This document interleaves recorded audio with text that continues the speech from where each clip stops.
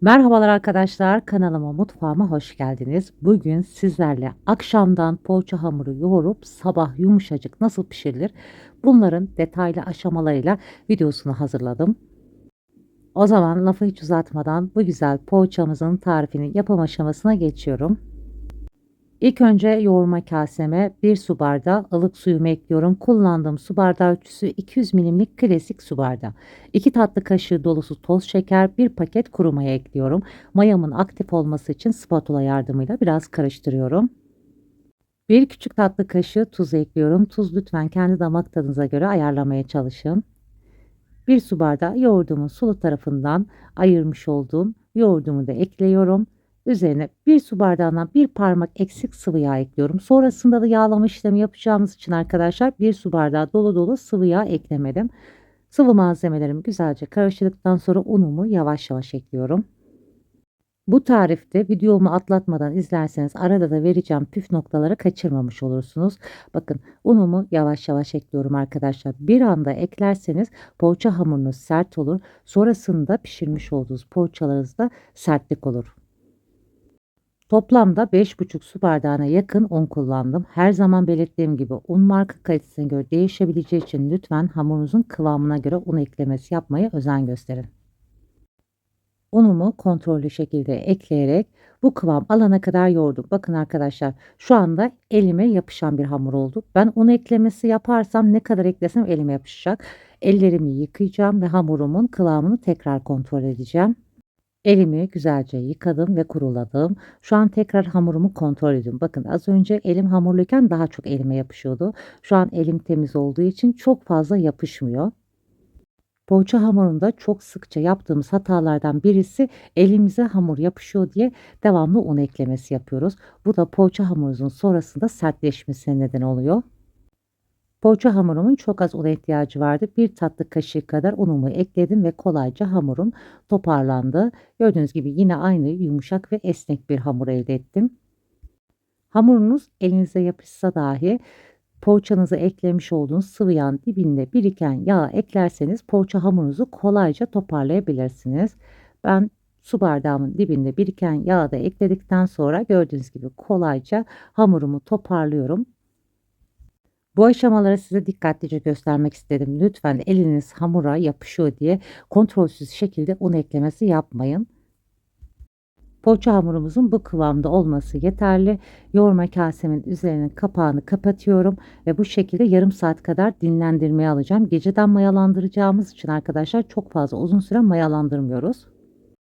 Yarım saat dinlendirmiş olduğum hamurumu ilk önce yoğurma kasesinde ilk maya kokusunun çıkması için yoğurdum.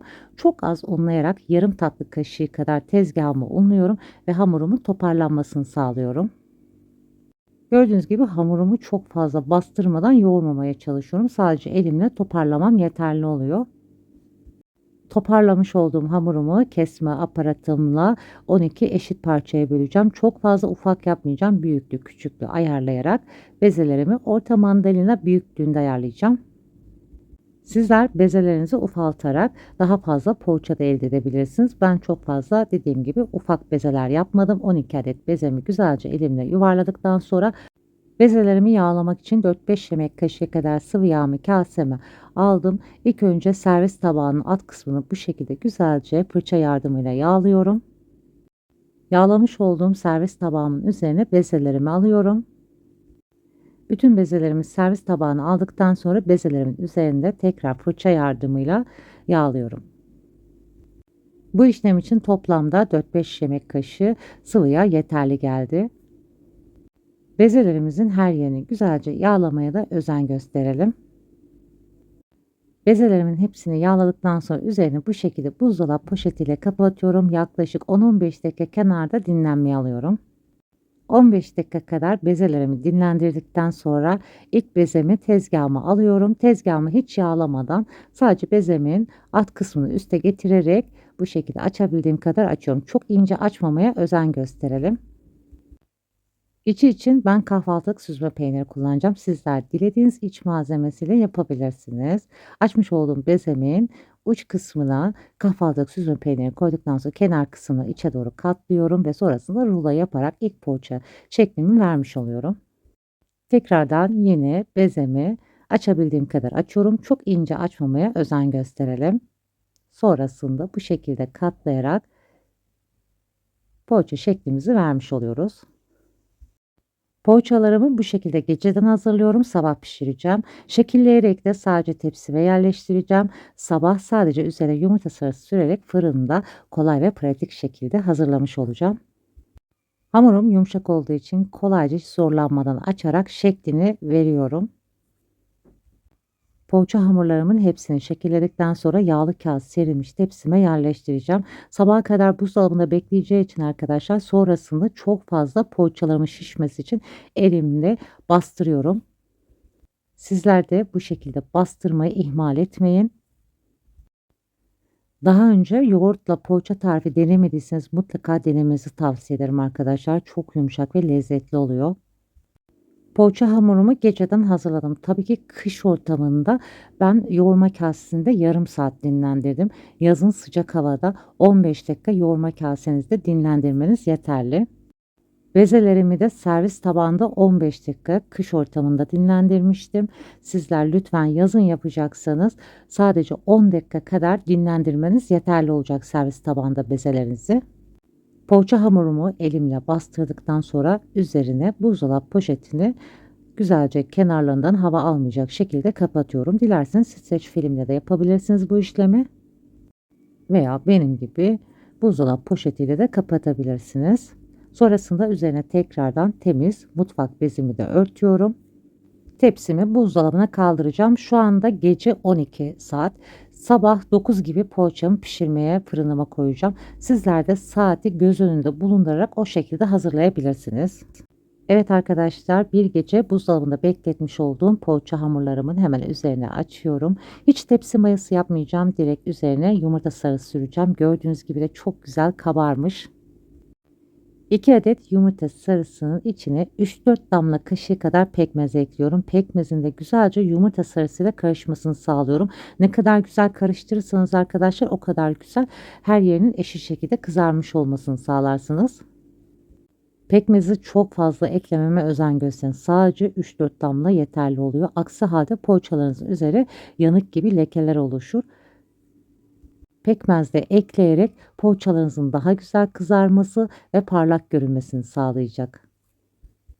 Poğaça hamurum da geceden buzdolabında o kadar güzel mayalanmış ki bilmiyorum görebiliyor musunuz ama arkadaşlar baloncuklar oluşuyor poğaçalarım üzerinde. 9 saat beklemesine rağmen buzdolabında hala hamurumuz yumuşaklığını koruyor. Tepsi mayasının sönmemesi için de poğaçalarımıza çok fazla baskı uygulamadan yumurta sarısını sürmeye özen gösterelim. Bu arada arkadaşlar kanalıma hala abone değilseniz abone olmayı, daha güzel tariflerden haberdar olmak için zil sesini açmayı unutmayın. Bu sayede başka güzel yeni tariflerimden anında haberdar olabilirsiniz. Poğaça hamurlarımın üzerine yumurta sarısını sürdükten sonra beyaz susam gezdireceğim. Sizler dilerseniz çörek otu veya sade olarak da yapabilirsiniz. Poğaçalarım pişirmek üzere öncesinde 5 dakika ısıtılmış 180 derece alt üst fanlı ayarda orta tarafta poğaçalarımı pişiriyorum.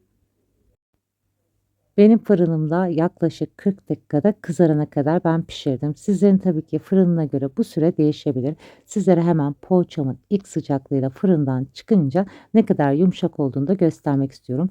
Üzerini temiz mutfak bezi örterek ilk sıcaklığı çıkana kadar ben dinlendirdim. Sizler de geceden benim gibi bu şekilde hazırlayarak sabah çocuklarınızın beslenmesine veya kahvaltıya misafirlerinize hafta sonuna ailenize de yapabilirsiniz. Hemen elimle sizlere poğaçamın yakından da dokusunu göstermek istiyorum. Gördüğünüz gibi arkadaşlar yumuşacık oldu. Geceden mayalandırınca maya kokusu oluyor mu derseniz de şunu belirteyim. Kesinlikle piştikten sonra maya kokusu olmuyor. Sadece buzdolabından çıkartınca yumurta sarısı sürene kadar evet birazcık maya kokusu var. Rahatsız edecek bir maya kokusu değil ama kesinlikle pişirdikten sonra poğaçalarınızda maya kokusu olmuyor. Videoyu birazcık detaylı şekilde sizlere anlatmak adına uzattım. Kusura bakmayın. Sizler de aklınıza takılan sorularınızı bana yorum yerine yazarak iletişime geçebilirsiniz. Gördüğüm an hemen geri dönüş yapıyorum. Bu güzel poğaça tarifini deneyip yapacak olanlara şimdiden afiyet olsun. Başka güzel tariflerde görüşmek üzere. Hoşça kalın, sağlıcakla kalın.